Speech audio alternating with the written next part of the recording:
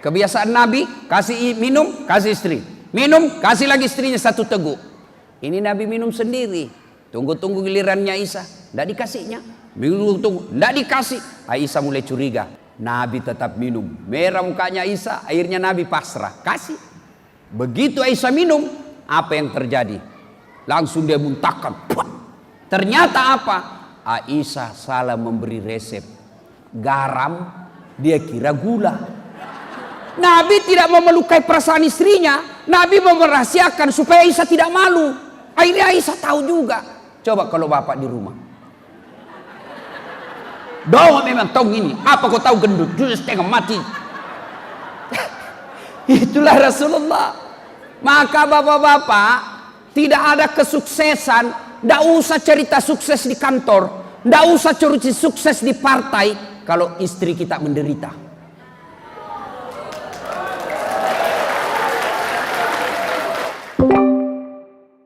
Adakah orang Islam yang mati dalam keadaan tidak beragama Islam? Banyak. Siapa mereka? Satu di antaranya hubbi aklil haram. Mereka yang suka memakan makanan haram. Siapa mereka? Contoh aja ini, contoh. Jangan marah, contoh. Sabung ayam didapat sama polisi di tengah hutan. Kejar, jangan lari. Masih lari. Terpaksa kasih polisi tembakan peringatan. Tembak ke langit 1 kali. Masih lari, tembak 2 kali. Masih lari, tembak 3 kali. Masih lari, terpaksa dilumpuhkan. Tembak kakinya. Kakinya ditembak, kepalanya nak kena. Saya tanya teman yang polisi, bagaimana caranya kakinya kau tembak, kepalanya nak kena? Apa dia bilang? Soalnya waktu ditembak dia jongkok. Mati kafir. Kenapa? Dia lagi judi. Siapa lagi? Contoh aja nih, contoh. Jangan marah ya, contoh. Mereka yang terima duit serangan fajar ketika pilkada dan pilcaleg. Desa caleg. Nah tulis di rumahnya siap menerima serangan fajar.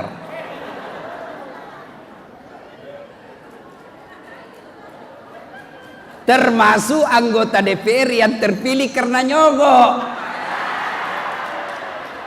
Ada begitu di sini? Ada? Kau salah, kenapa kau pilih dongok? Kau larang orang menyogok tapi kau bilang wani piro.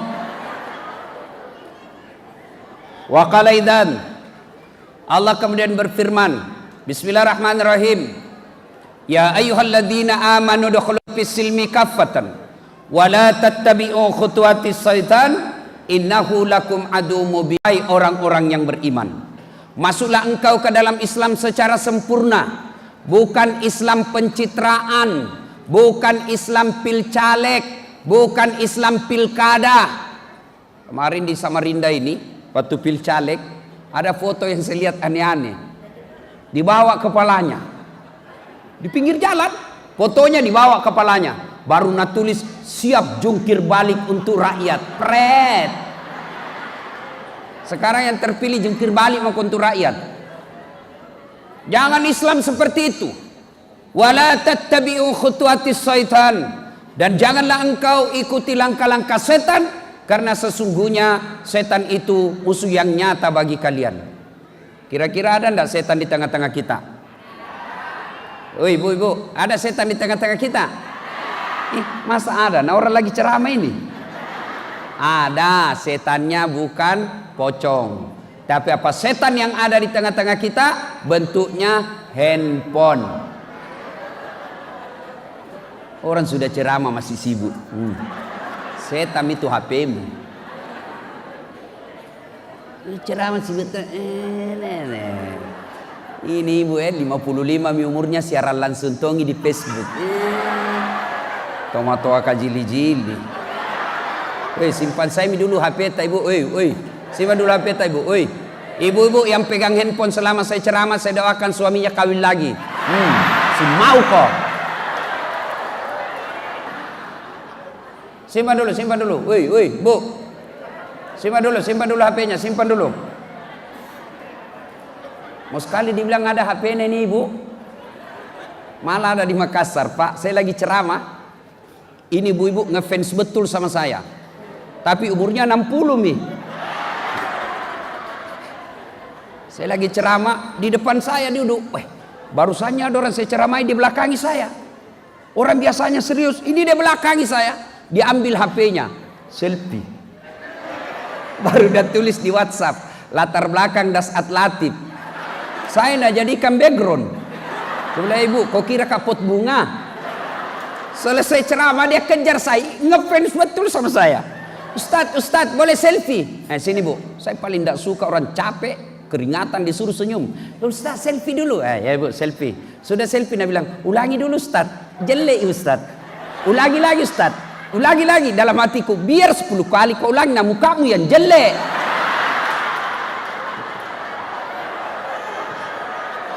Ada tuh gitu biasa. Ada juga kasih gitu bapak-bapak yang sudah pensiun, ketemu smartphone yang handphone canggih, motonya mas selfie, dekatnya nah simpan di muka tak, sehingga kelihatan semua itu lubang hidung. Boleh Pak jauh-jauh sedikit. Simpan dulu HP ya, simpan dulu sebentar ya. Sebentar kita ada selfie, simpan dulu. Wa qala idzan, Allah kemudian berfirman, Bismillahirrahmanirrahim. Innallaha wa malaikatahu yusalluna ala nabi. Ya ayyuhalladzina amanu sallu alaihi wa sallimu taslima. Sesungguhnya Allah, Masya Allah, Allah dan para malaikatnya bersalawat kepada Rasulullah Muhammad sallallahu alaihi wasallam. Maka wahai orang-orang yang beriman, bersalawatlah kalian kepada Rasulullah dengan sebaik-baik salawat. Mari saya mengajak kepada kita untuk bersalawat. Saya mau dengar mana lebih kencang suaranya ibu-ibu dengan bapak-bapak. Ibu-ibu mau tanding sama bapak-bapak ibu? Nah, yang merasa jenis kelamin laki-laki diam. Kita dengar dulu ibu-ibu. Bisa ibu? Ayo ikut salawat bu. Yuk. Salatul salamullah ala toha salatullah ala yasin. Masya Allah, terima kasih. Ini bukan keras, inilah disebut syahdu. Suara begini yang kasih nafsu laki-laki. Makanya ibu, kalau kau ditelepon suaminya orang, jangan kasih mendayu-dayu. Assalamualaikum ibu. Waalaikumsalam. Bagaimana suaminya orang tidak nafsu? Lagi di mana ibu? Di rumah aja pak. Lagi ngapain bu? Baring-baring. Bagaimana suaminya orang tidak nafsu sama ibu? Coba kalau ditelepon suaminya orang ya tegas. Assalamualaikum ibu. Waalaikumsalam. Lagi di mana ibu? Di rumah. Ngapain? Kenapa tanda tanya? Berhenti dia teleponku itu besok. Ini waalaikumsalam. Caleda. Banyak juga orang Bugis di sini. Banyak orang Bugis. Coba kata orang Bugis. Boleh memang ini orang Bugis. Di mana-mana saya di Kaltim ini ketemu sama orang Bugis. Saya pergi bidu-bidu, banyak orang Bugis. Saya pergi Samarinda seberang, bahasa Bugis orang di sana. Saya pergi Lok Tuan, banyak orang Bugis. Sisa Ngata, banyak orang Bugis. Saya masuk penjara, banyak orang Bugis. Jagain orang Bugis ini. Dan malam ini ada orang Bugis yang aneh-aneh. Tubal kumisnya namanya Batak tapi orangnya Bugis. Laraha. Luar biasa. Bapak saudara-saudara sekalian. Ibu-ibu diam. Ibu-ibu diam. Kita dengar ini bapak-bapak. Ayo Pak, jangan mempermalukan jenis kelamin. Biar Bapak sudah usia sakaratil maut. Ayo semangat Pak. Yang dapat tadi ini saya lihat kan sudah muka-muka sakaratil maut. Ayo. Salatu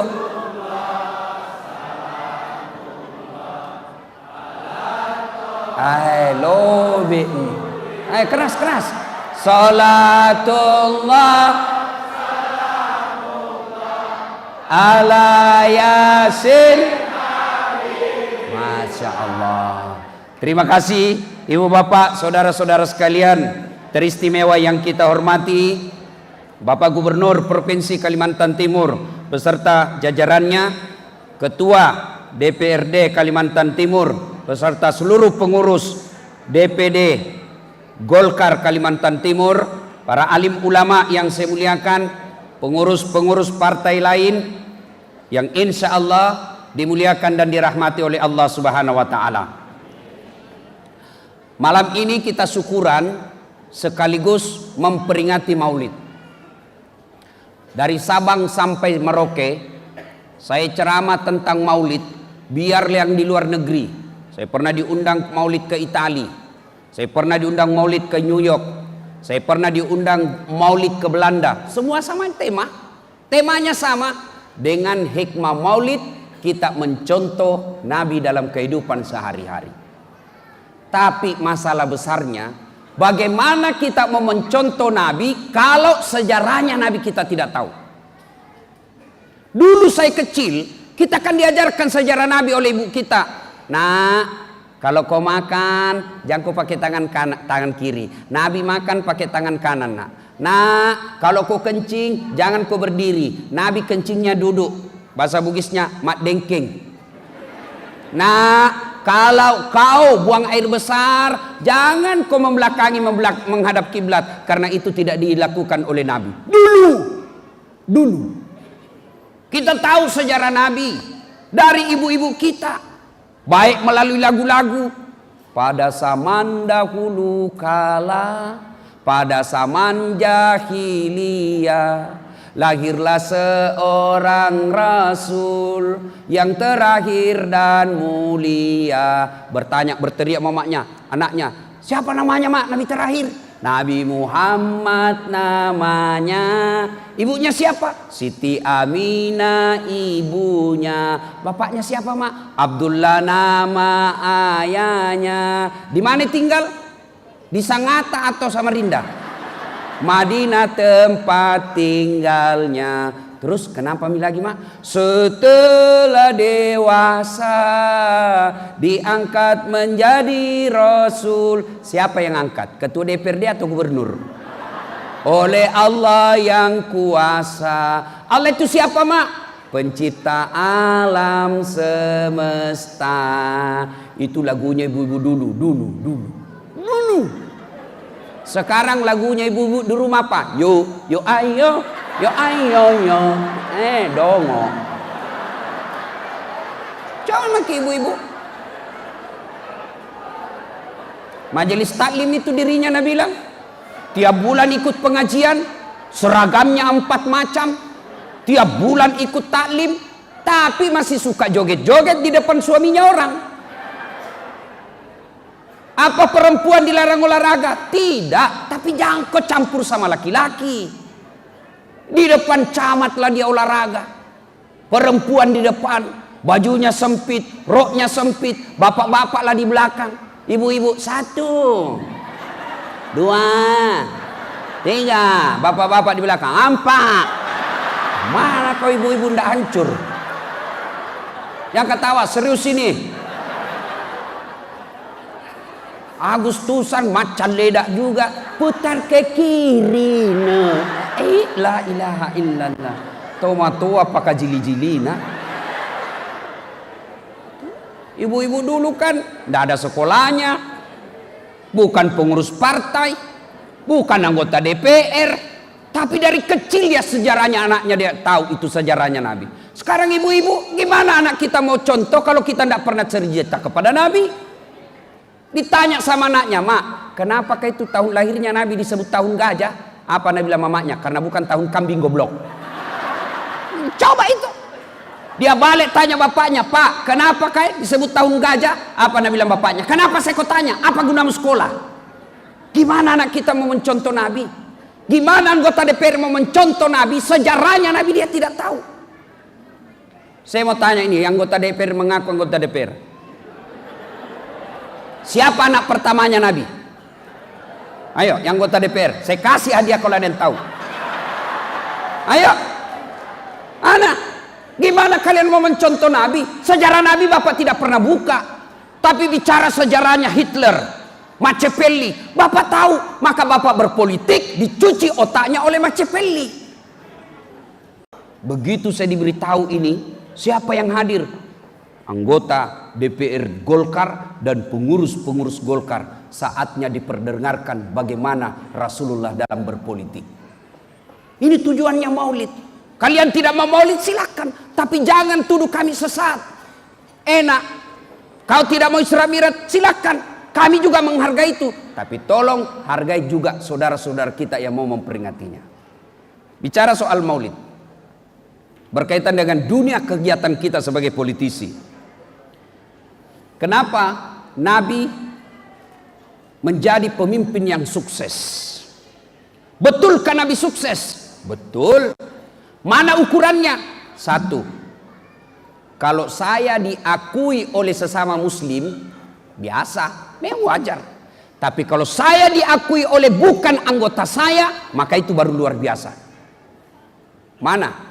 Muhammad diakui oleh tokoh penulis dunia, yang menulisnya bukan orang Islam. Dia tulis 100 tokoh dunia berpengaruh sepanjang zaman. Dan siapa yang ditempatkan ranking pertama di antara 100 tokoh dunia itu? Dialah Muhammad sallallahu alaihi wasallam.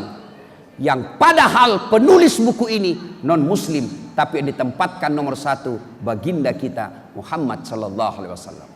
Sekarang kita lihat, menurut para sejarawan disimpulkan salah satu kunci kesuksesan Nabi karena beliau memimpin dengan akhlak. Nabi ditanya, "Ya Rasulullah, untuk apa Anda diutus ke dunia ini?" "Ya Muhammad, untuk apa Allah mengutus kamu di dunia ini?" Beliau menjawab, "Innama bu'istu liutammima makarimal akhlak." Saya diutus ke dunia ini untuk memperbaiki akhlak manusia, bukan memperbaiki partai, bukan memperbaiki birokrasi, bukan memperbaiki ekonomi, tapi apa? Memperbaiki akhlak manusia. Mau tahu akhlak sebelum Nabi? Bu-ibu, yo ibu mestinya paling bersyukur karena ada Nabi. Ibu tahu sebelum ada Nabi, itu perempuan diperjualbelikan. Perempuan bisa dijadikan taruhan judi. Saya suka istrimu, kita judi ya.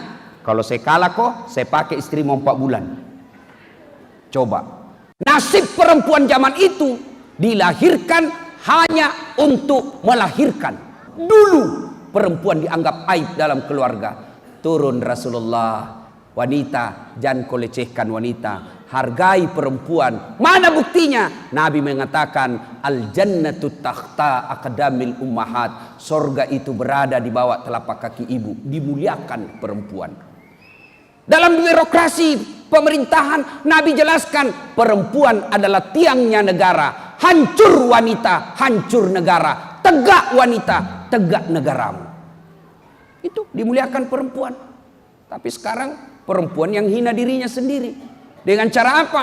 Mulai dari tidak malu berpakaian yang tidak diajarkan agama. Terjadi yang diprediksi Nabi. Suatu kali nanti perempuan berpakaian tapi telanjang dan mereka suka memakainya. Mana disebut berpakaian tapi telanjang? Lihatlah perempuan-perempuan sekarang. Pakaiannya yang di atas turun ke bawah. Yang di bawah naik ke atas. Ketemu di tengah, tipis, kecil, sempit. Kita nasesa. Cewek, maunya kita kerjasama bos. Kami laki-laki jaga mata. Tolong Anda cegek jawa akhlak. Karena biar setengah mati dijaga mata, kalian berkeliaran, hancur amal kami. Dilihat haram, tidak dilihat barang bagus. Maka Nabi diutus menghilangkan seperti ini. Mari kita bicara soal akhlak. Sebagai politisi, Pertama, berakhlak kepada Allah Subhanahu wa taala. Mana akhlak kepada Allah? Ada dua caranya berakhlak kepada Allah. Satu, jangan menyekutukan Allah. Yang kedua, jangan sembah kecuali Allah. Ini akhlak kepada Allah. Satu, jangan menyekutukan Allah. Maknanya dalam operasional dunia politik, jangan kau percaya, lebih percaya kalian kepada tim survei daripada keputusan Allah. Itu namanya berakhlak. Sekarang orang mendewa-dewakan tim survei. Mereka lebih percaya kepada lembaga survei daripada ikhtiar berdoa kepada Allah. Maka orang yang berpolitik dengan baik, dia akan serahkan sepenuhnya kepada Allah setelah dia berusaha dan berikhtiar berdoa. Yang kedua, akhlak kepada Allah. Jangan menyembah kecuali hanya kepada Allah. Saya yakin di sini politisi Golkar tidak ada yang menyembah patung. Tidak ada. Tapi apa yang disembah? Jabatan. Apa yang disembah? Kekuasaan. Apa yang disembah? Harta. Nah, mana yang disebut menyembah jabatan? Tidak punya akhlak. Contoh. Nomor 1, terpilih. Nomor 2, kasakusuk. Bagaimana supaya jatuh ini yang terpilih? Supaya saya ganti. Ya, dicarikan kasus orang supaya dia bisa turun yang satu, naik yang dua. Ini namanya menyembah berhala jabatan. Ini tidak enaknya politik, Pak. Yang terpilih sakit, yang dibawa berdoa, mudah-mudahan cepat mati, naik namaku. Akhlak dalam berpolitik, kalau tidak ada akhlak, Pak, menghalalkan segala cara. Saya ingat ketika Pak Awang Faruk mau maju kedua kalinya, ya kan, Pak Isran Nur waktu itu punya peluang untuk menang. Saya sempat tanya, Pak Bupati, kenapa tidak maju? Ini peluang besar. Apa kata beliau? Pak Awang Faruk termasuk orang yang membesarkan saya. Ini etika, akhlak. Banyak sekarang politisi dibesarkan oleh seniornya, diberikan peluang oleh seniornya. Setelah dia punya peluang, dia dorong seniornya menjadi orang hancur. Ini orang tidak bagus dalam berpolitik. Maka politik tambah etika, kalian bisa lebih hina dari binatang. Etika siapa yang mengajarkan? Agama. Maka tidak betul ketika kita berkata, jangan bawa-bawa agama ke dalam politik. Ketika agama tidak hadir dalam dunia politik, maka lahirlah politisi tega, politisi yang orang Bugis bilang lemuk nyawana. Bahasa filosofi Bugisnya begini, politik itu ceko-ceko rimulanna, bele-bele ritengana, malah peruk pacapuranna. Kalau bahasa Indonesianya, politik itu awalnya adalah kecurangan, tengahnya adalah kebohongan, terakhirnya adalah tega.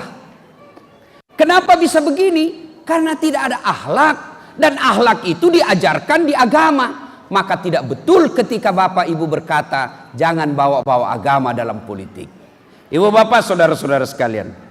Nah, sekarang ketika menyembah Allah kita abaikan, menserikatkan Allah kita lakukan, maka tentu Allah marah.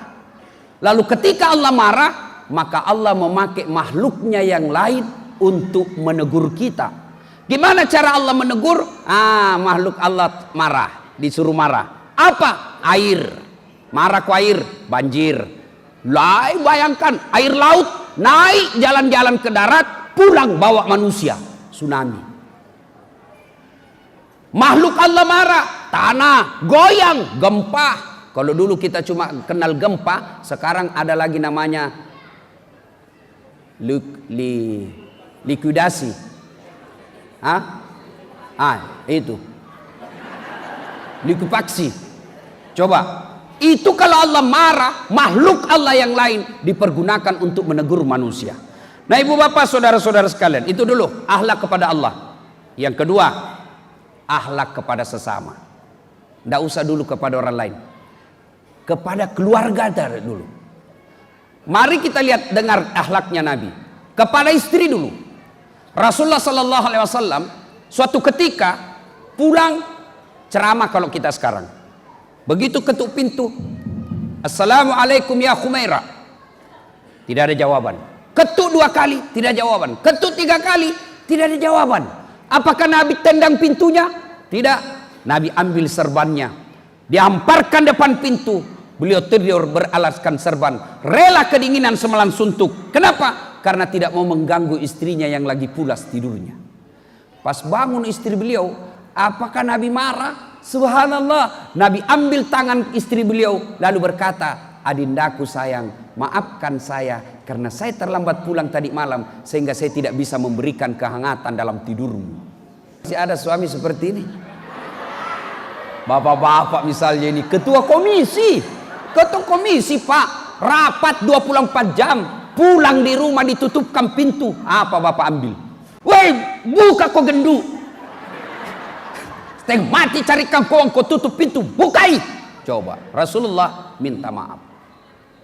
Apalagi akhlak Rasulullah itu, beliau kalau minum bersama istri beliau, diminumnya 1 teguk kasih istrinya. Hebatnya lagi, bekas bibirnya istrinya yang diminum. Coba kalau misalnya minum kasih lagi Aisyah. Hebatnya kalau di sini bibirnya Aisyah, ini juga yang diminum Nabi. Coba kalau bapak-bapak minum bekas bibirnya istri, bau betul mulutmu.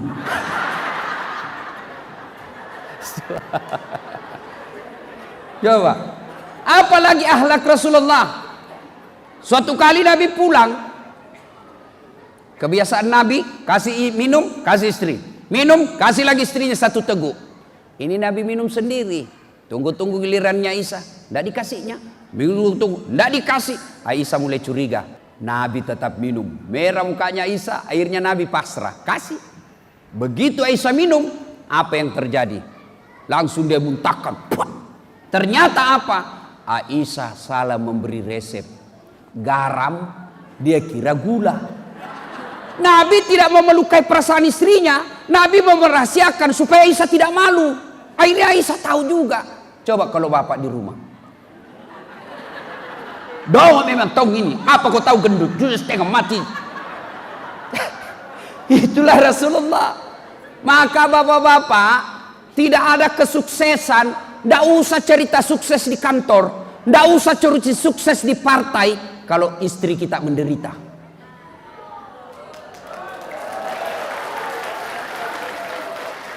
Pak, coba saya pernah pergi khutbah di Tanah Bumbu.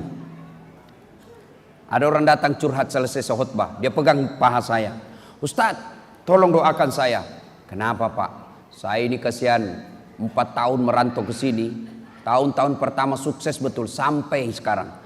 2 bulan terakhir saya bangkrut. Saya mau pulang kampung, malu pulang meninggalkan utang. Saya mau tinggal dikejar saya sama orang di sini mau dipotong. Tolong doakan saya Ustaz. Saya bilang baik. Saya bilang saya doakan, Bapak tolong jujur.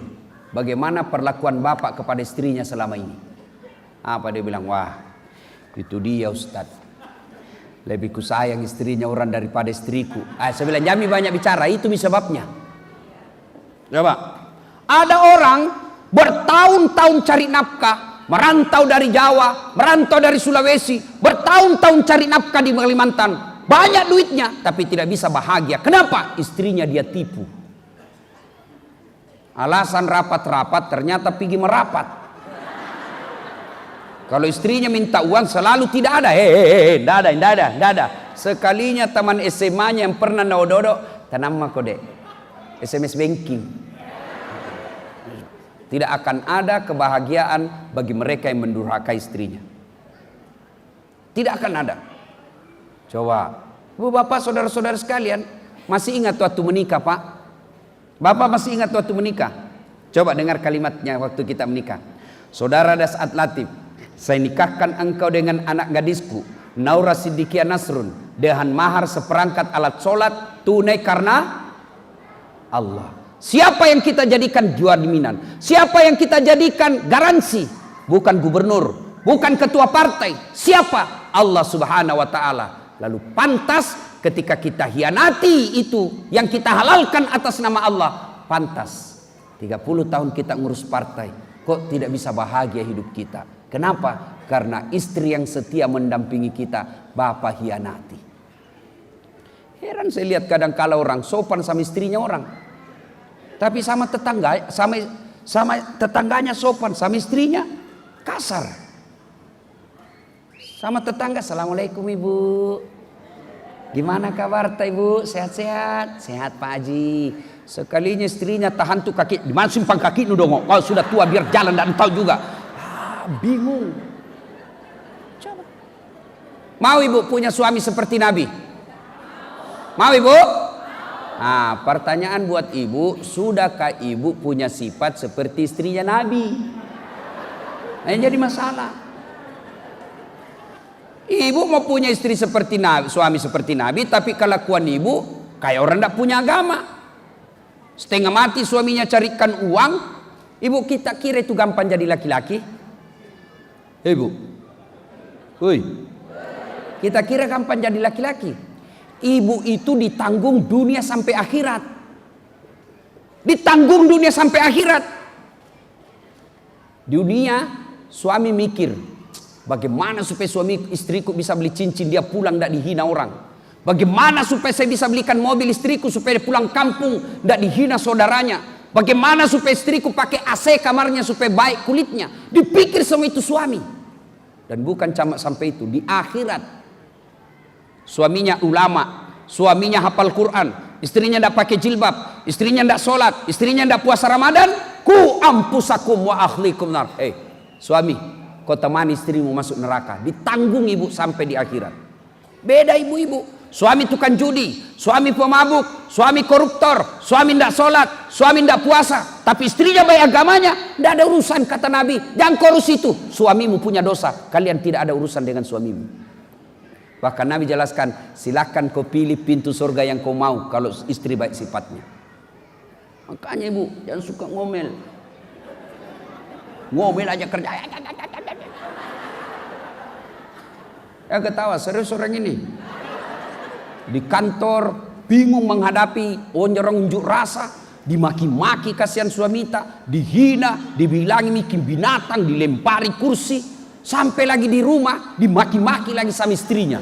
Apa enaknya kita jadi suami? Bagaimana kita tidak cepat mati?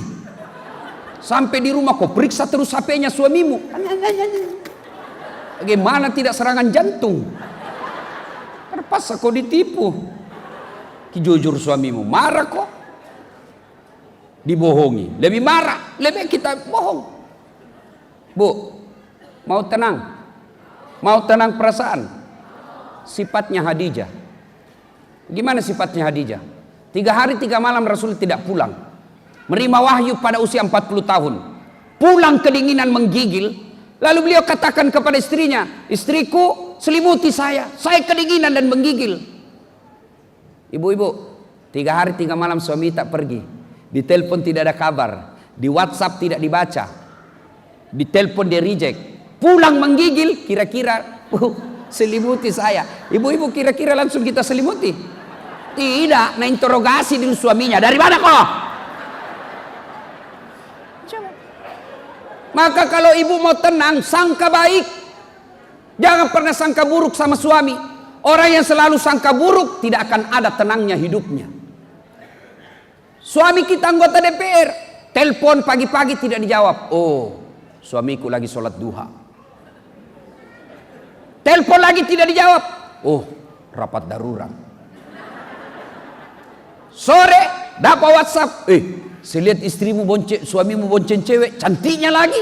Oh, berarti suamiku lagi nge-grab.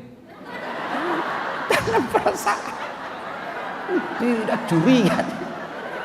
Tenang Pak, saya bela Bapak malam ini. Tenang Pak, tenang. Mana nih kita tidak pulang rumah langsung diperiksa HP-nya.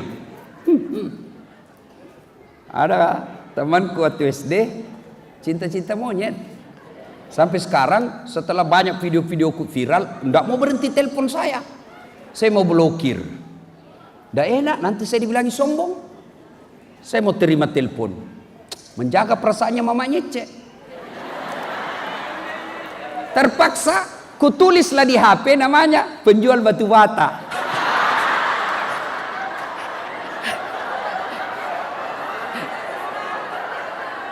Suatu ketika bunyi telepon, dilihat mamanya cek. Ustadz, penjual batu bata. Dia kau angkat. Tagihan itu, tagihan belum dibayar. Dia tidak mau angkat kalau tagihan karena uang belanjanya ku ambil. Jangan angkat, jangan. Oh, tidak mau angkat, Pak, tidak mau angkat. Nanti ku salamat sih, Kak. Suatu ketika saya pulang ceramah, saya bikinlah teh. Saya ambil di toples tertulis gula. Saya tes, kenapa asin? Saya pilih gula, nah tulis isinya garam. Saya pikir tanya mamanya, cek apa ini? Toples kau tulis gula na isinya garam. Nah bilang, HP nu juga lain nu tulis lain isinya.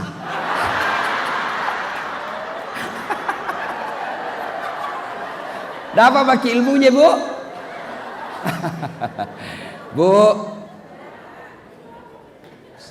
suami ibu adalah anggota DPR. Maka buatlah hatinya tenang. Supaya dia bisa membuat undang-undang, peraturan yang membuat masyarakat baik. Tidak ada suami yang bisa tenang berpikir kalau dari rumahnya selalu bertengkar. Sangka baik. Tidak ada orang itu bahagia kalau sangka buruk. Apalagi kalau suka makin ngomel. Bagaimana suami mau tenang? Di kantor pusing. Sampai di rumah ngomel aja kerjanya itu istri. Nonton TV, nangka kakinya. Makan canggoreng. Ada mie bedaknya di sini yang terbuat dari beras. Nah kasih ketimun matanya. Angkat kalepak menguap. Bagaimana suami kita tidak cepat mati?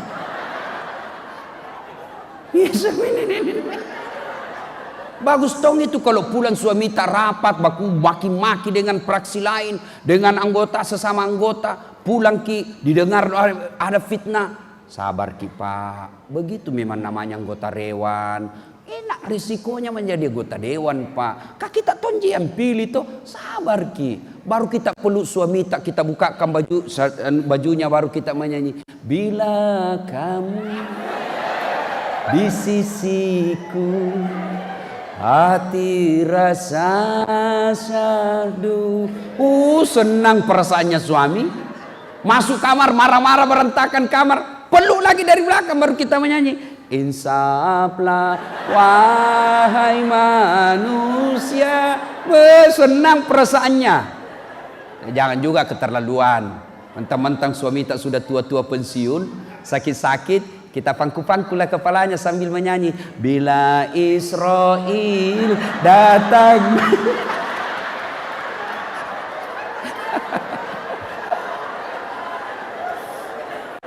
Nah ibu bapak saudara-saudara sekalian. Ayo akhlak kepada suami, akhlak kepada istri. Itu dulu deh. Tidak usah dulu cerita ke orang lain kalau rumah tangga kita tidak tuntas. Yang kedua, akhlak kepada anak. Kadangkala kita ini Pak, mau punya anak yang baik, tapi kita tidak pernah kasih contoh yang baik. Mana yang konkret? Konkret sekali.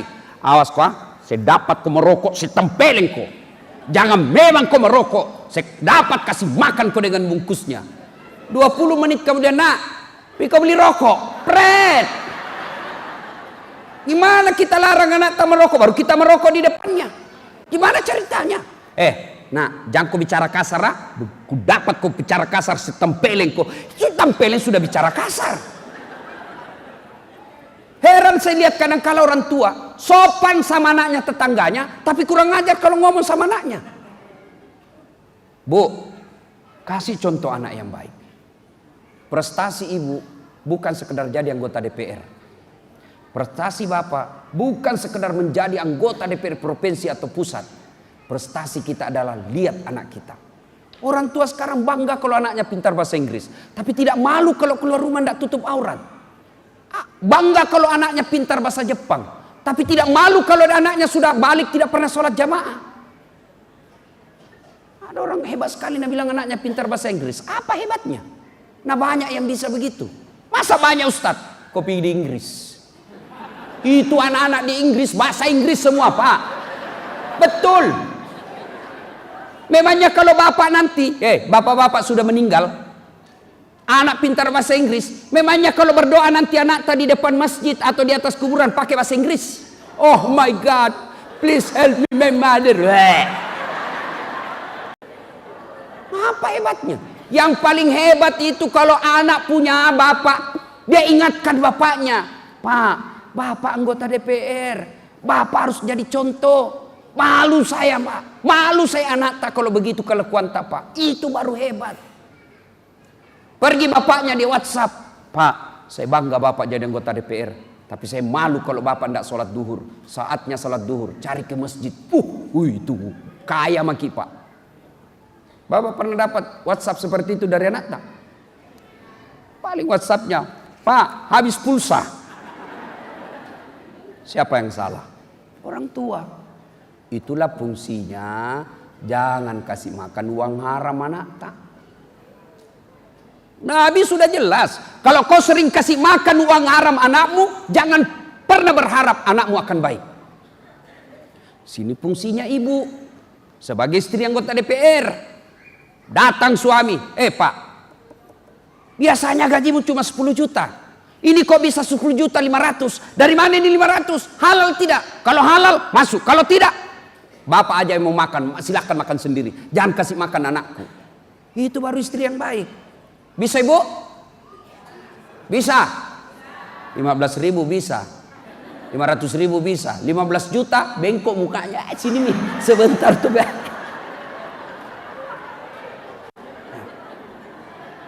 Berikutnya, akhlak kepada orang tua. Tuntaskan dulu akhlak kepada suami, istri, anak. Paling penting orang tua, termasuk mertua. Bapak menjadi anggota DPR, rumah dinasnya baik. Tapi kalau bapak mau menjadi manfaat akhlak yang baik, lihat kamar. Bagusnya kamarku. Tapi bagaimana kamarnya orang tuaku di kampung? Jangan sampai kamar kita ber-AC, di dalamnya televisi. Orang tua tak kasihan bekasurnya yang sudah keras karena kapuknya sudah mati. Tidak ada gunanya bapak punya anggota DPR. Muliakan orang tua. Tapi kadang-kala ini anak mau berbuat baik sama orang tuanya, tapi istrinya yang membuat ini kita tidak berbuat baik.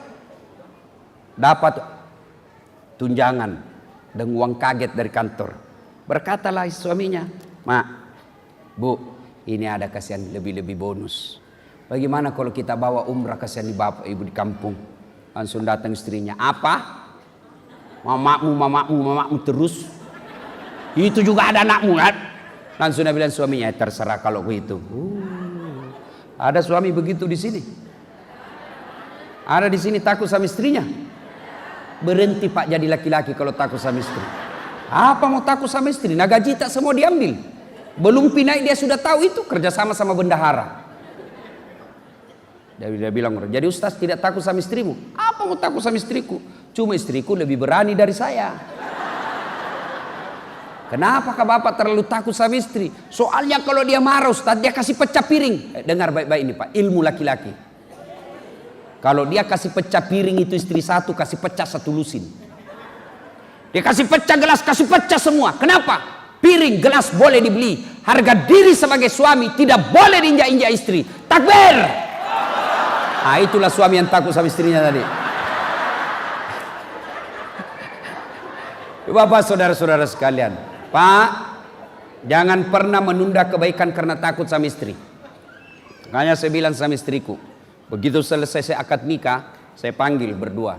Dek, boleh marah sama saya, boleh kau maki-maki saya, boleh kau habisi uang, itu rezekimu, boleh apa saja, boleh kau lempar saya, yang penting tidak kena. Boleh kau tutup pintu, yang penting jangan kau kunci. Satu yang tidak boleh, jangan pernah menghina orang tua saya. Anggota DPR ngomong begitu sama istri. Saya jadi anggota DPR karena doa dari ibu saya. Jangan pernah kau hina orang tuaku. Kau hina orang tuaku, keluar dari rumah. Itu namanya anak Pak.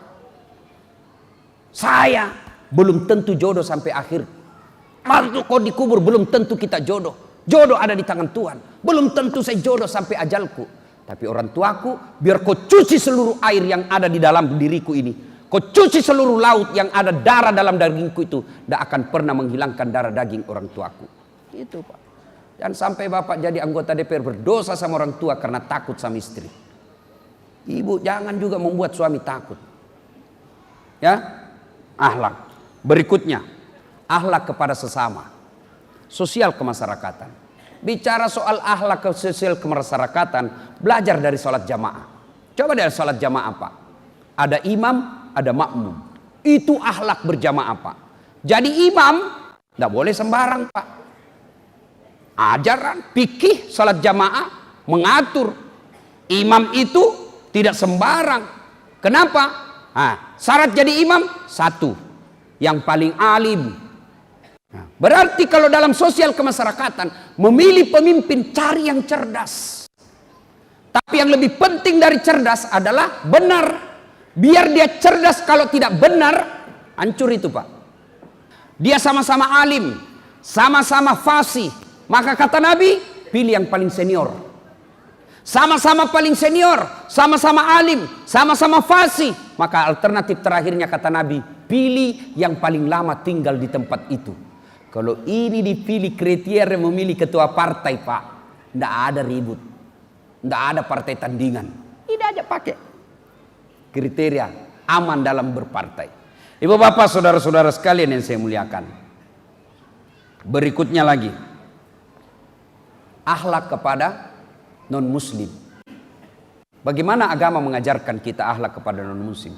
Coba lihat pelajaran yang diajarkan Rasulullah, luar biasa. Di Madinah ada tunanetra pasar, selalu berteriak-teriak. Tunanetra orang Yahudi, minoritas waktu itu. Apa dia teriak-teriak? Jangan kau dekati Muhammad, jangan percaya Muhammad, jangan kau dekati dia. Kalau kau didekati kena kau sihirnya. Jangan kau dengar bicaranya, pembohong. Tiap hari dia begitu. Wafat Rasulullah. Suatu kali datanglah Abu Bakar bertanya kepada istri Nabi yang tak lain adalah anaknya Abu Bakar, Aisyah. Aisyah, apa kebiasaan Rasulullah yang belum pernah saya lakukan? Kata Aisyah, itu ada tunanetra di pasar, orang Yahudi. Tiap hari Rasulullah datang memberi makan. Datanglah Abu Bakar, dia suap itu tunanetra. Begitu disuap, ditepis tangannya. Hei, kata tunanetra, siapa kamu? Ini bukan orang yang selama ini menyuapi saya. Siapa kamu? Kalau yang suap saya selama ini halus caranya, dia pisahkan mana yang tua, mana yang muda, mana yang ada batu-batunya, lembut sekali caranya. Siapa kamu? Abu Bakar lalu berkata, betul, bukan yang menyuapi kamu selama ini, saya sahabatnya yang menyuapi kamu selama ini. Lalu tunanetra ini berkata, siapa dia? Dialah Muhammad sallallahu alaihi wasallam yang 3 hari yang lalu wafat menghuduk Allah Subhanahu wa taala. Menangis ini orang Yahudi. Ternyata dialah yang selalu dia teriaki, tukang tipu, pembohong. Ternyata dialah Muhammad yang selalu menyuapinya. Coba. Di Taif datang Rasulullah, di Makkah dihina, di Makkah dimaki, di Makkah diperangi. Beliau datang ke Taif dengan harapan mudah-mudahan di Taif dapat pertolongan. Tapi ternyata sampai di Taif Nabi dilempari sampai bengkak badan beliau, sampai pelipis beliau pecah, bibir beliau mengeluarkan darah. Datang malaikat Jibril menawarkan bantuan. Kira-kira kalau bapak-bapak disambit dilempari satu kampung, tiba-tiba datang dandim, bagaimana Ustaz? Kalau saya ratakan. Tapi apa jawaban Nabi? Jibril datang, ya Muhammad, keterlaluan nih orang Taif. Itu Jibril, kalau ada yang menyakiti Nabi langsung muncul. Dan munculnya Jibril seperti itu iklan yang di televisi. Wani Piro. Dan langsung muncul. Ya Muhammad, keterlaluan sudah ini orang Taif. Saya diberi amanah oleh Allah, saya diberikan kekuasaan oleh Allah. Hancurkan mereka kalau dia mau. Kalau kau mau ya Muhammad. Apa jawaban Nabi? Jibril, kalau Allah ingin mendengarkan doaku hari ini, saya hanya berdoa kepada Allah. Ya Allah, rahmati ini orang Taif. Mereka begini karena dia tidak tahu apa yang saya bawa buat mereka. Terbukti Pak, saya sudah keliling-keliling Saudi, Taif, salah satu provinsi, Masya Allah lembut tutur katanya masyarakatnya. Yang hebatnya subhanallah, Taif itu kurang lebih seperti Bogor, sejuk, dingin, berembun, padang pasir. Itulah akibat dari doanya Rasulullah, didoakan warga Taif agar dirahmati tanah-tanahnya. Itulah Rasulullah. Bayangkan, diusir dari Mekah, dimaki, pindah hijrah ke Madinah. Setelah Nabi punya pasukan gagah berani, berhasil menaklukkan Ka'bah, namanya Fathul Makkah, ditaklukkan Makkah, Abu Sufyan, matilah kita. Semua orang-orang yang pernah menghina Nabi, semua orang yang pernah melempari Nabi, sembunyi dalam rumahnya, membalas mi Muhammad, membalas mi Muhammad. Tapi apa kata Nabi? Pidatonya Nabi, saudara-saudara sekalian, yang mau bekerja sama dan tidak memerangi kami lindungi kalian. Tapi kalau kalian mengganggu kami perangi kalian. Subhanallah. Dengar, akhlak sebaik-baiknya adalah sedekah, bersedekah. Gimana Rasulullah soal sedekah? Beliau lagi duduk-duduk bersama Umar bin Khattab. Tiba-tiba datang fakir miskin, ya Rasulullah, sedekahi saya. Nabi kasih sedekah beberapa dirham. Besok datang lagi, ya Rasulullah, sedekahi saya. Kasih lagi. Hari sampai 10 hari datang, kasih lagi. Hari ke-11 datang, tidak ada duitnya Nabi. Lalu Nabi mengambil bajunya yang paling baik, diberikan kepada orang itu. Ditegur sama Umar, ya Rasulullah, terlewat-lewat, jangan lagi 10 hari ini. Datang-datang terus. Sama juga kita tim sukses tak? Tidak pernah berhenti bawa proposal. Bawa proposal. Ya sabar kita. Lalu Umar berkata, ya Rasulullah, sudah keterlaluan. Jangan sampai. Kenapa? Nabi sudah dikasih baju, masih datang. Akhirnya Nabi berutang. Pinjam duit, kasih dia. Ada orang Ansor menegur Nabi. Negur Nabi, ya Rasulullah, jangan keterlaluan begitu. Bersedekah sampai berutang. Lalu Nabi menjawab, itu adalah perintah dari Allah Subhanahu wa taala yang saya harus lakukan. Coba sedekahlah Pak sebagai anggota DPR. Tapi anggota DPR sedekahnya bukan duit. Berapa kemampuan Bapak bersedekah?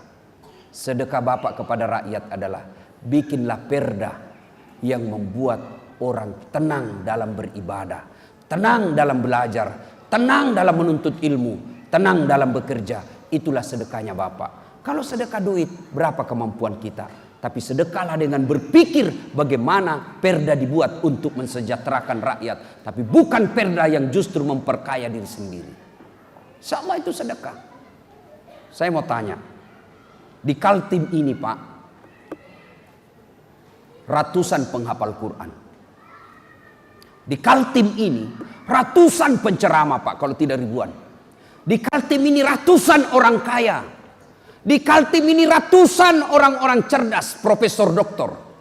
Tapi jadi anggota DPR provinsi, jumlahnya hanya puluhan. Maka keliru Bapak ketika Allah berikan kesempatan menjadi anggota DPR. Bapak tidak gunakan itu untuk mempercepat Bapak masuk ke dalam surga. Di Kaltim, ulama puluhan. Tapi ketua DPR, gubernur, bupati, ketua DPRD hanya satu di setiap kabupaten dan hanya satu di setiap provinsi. Maka manfaatkan sebaik-baiknya kesempatan itu untuk memudahkan Bapak bertemu dengan Rasulullah di yaumil akhir kelak, minum bersama Rasulullah di telaga Al-Kausar. Ibu bapak saudara-saudara sekalian, makna terpenting dari maulid ini, laqad kana lakum fi rasulillahi uswatun hasanah. Sungguh pada diri Rasulullah itu terdapat contoh teladan sebaik-baik contoh.